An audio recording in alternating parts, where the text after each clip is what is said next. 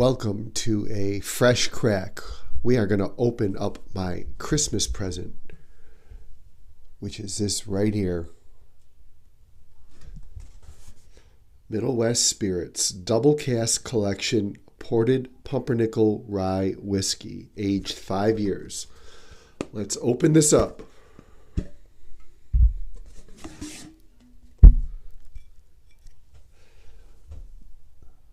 There we go. Well, that was a bit of a chore. Oh, that was a little weak.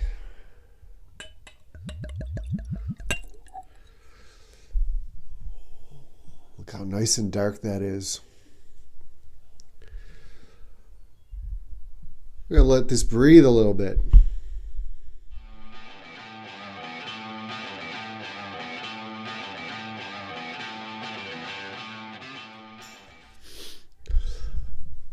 All right, it's been a while. I didn't have any whiskey yesterday and haven't really been doing any videos because I've been sick. I had a chest cold for like 3 weeks, and then 2 days ago, all of a sudden it's like, it's going to go up to my head. So now I'm congested. I had a runny nose. I did a neti pot last night, neti pot this morning, and a neti pot about an hour ago. So the nasal passages are a little bit clearer than they were. Not optimal for tasting, but we're going to be a trooper about this.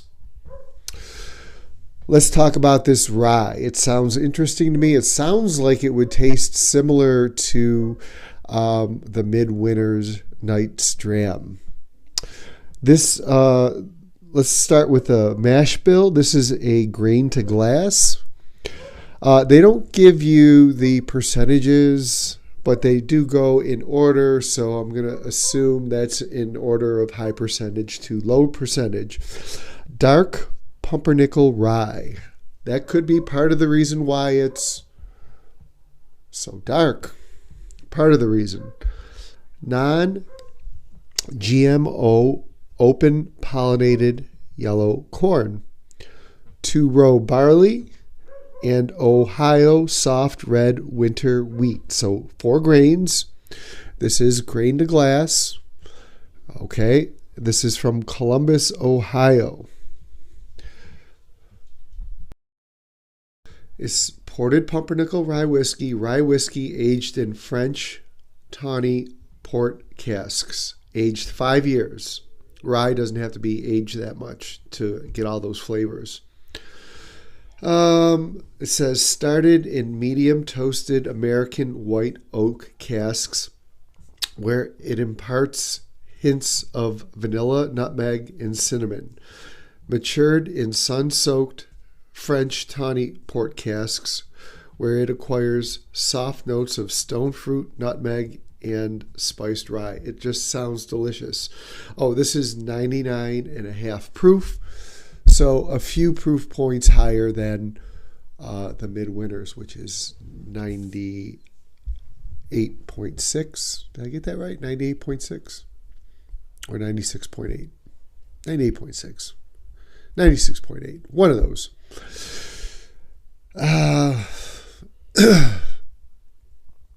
So the fact that it's a pumpernickel rye and it's finished in port means it's going to be a little bit on the darker side.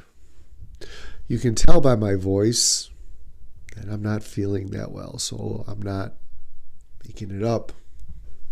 I want to feel better for tomorrow because tomorrow we plan on opening up a Lot B and the Old Rip.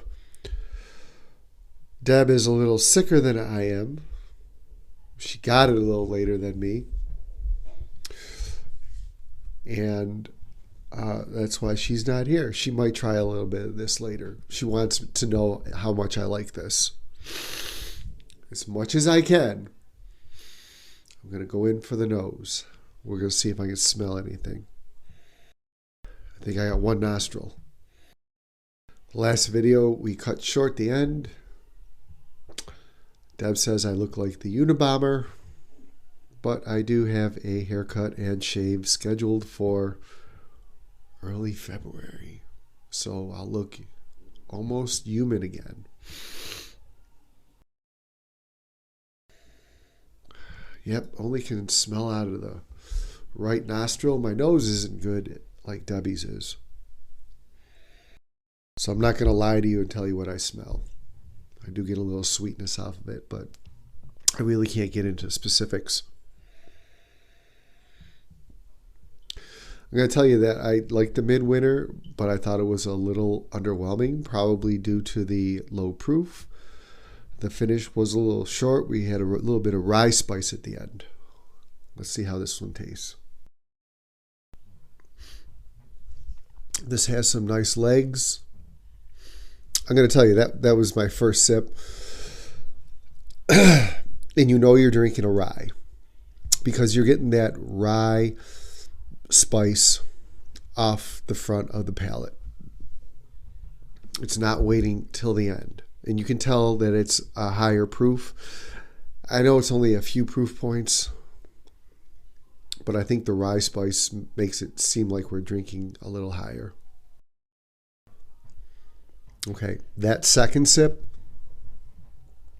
I didn't get so much the rye spice as much off the front of the palate. It was a little bit at the end. I like how that finished.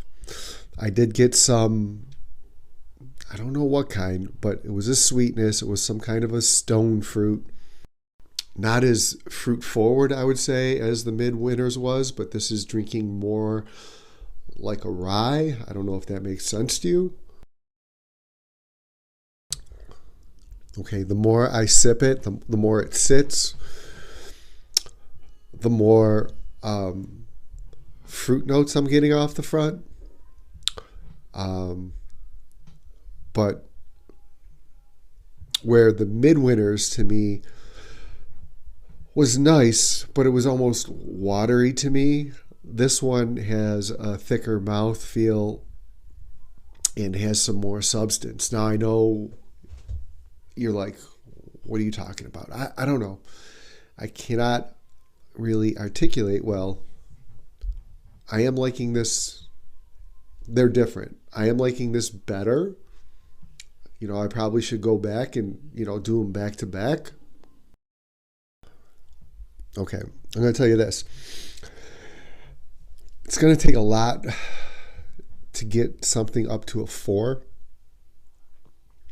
and a whole hell of a lot to get something up to a 5. Now, I just got something a little weird off of that one. Now, it says nutmeg. If there is, it's ever so faint. It's not a strong spice like I get in the holiday toast. Definitely get the stone fruit. You definitely know you're drinking a rye. You're getting that spice from the rye. The first sip was in the front. Now it's in the back. And you're getting a little bit of sweetness. I like this. This is between a 3 and a 4. I'm going to say I like it more than the Old Forester 1920. And again, it's not fair to compare because they're different. And I gave that a 3.2. I'm thinking, oh boy, this is hovering around 3.5. I would definitely want to try the midwinters again, even though that didn't pack enough punch. It might have a little more flavor than this. Yeah, I'm going to give this a 3.5. I thought about 3.6, thought about 3.4. I'm hovering right in that range. If I give it a 3.5, like I say, a 3 is average, which is good, and then a 4 is delicious. And I mean delicious. I'm talking, lip smacking, good, delicious. This is right in the middle. So 3.5, we're going to call this, is pretty damn good, right? This is a nice drink, nice rye to drink on a cold winter's night. And what I think I like about this is it doesn't feel overly finished. I mean, you are getting the notes of it being finished in that tawny port cask, definitely, but it's not over. It's a nice. It's nice and well balanced. All right, that's what I like about it. Whereas the midwinters, I think that I'm going to have to go back to it. You get a more transitioning from the front to the back. And on the front palate, you definitely knew that it was finished, which isn't a bad thing, right? Whatever you're in the mood for that night is what you're going to grab. And on the back end, that was a little more rye-ish. I know I'm rambling on. I like this. Okay. I'm not going to say I like it as much as the Michter's Toasted. That one would probably be really damn close to a 4, right? I have to go back to that. This is a 3.5. Obviously, I don't know how much my wife paid for this, but going on the website, you know, it's a $100 bottle. They also have a cask strength version, but I think that was a limited release. That was released in Ohio and probably pretty tough to get. So you can order this online, or you can go to Ohio and get it. This is cheaper than the Midwinters. It's not as finished tasting. It's more rye forward. So if that's something you're looking for, if you think the Midwinters is too finished, too fruity, too port finished, give this one a try. Midwest Spirits Ported Pumpernickel Rye Whiskey. Thank you for putting up with this long review. Smash the like button, leave a comment below, and subscribe.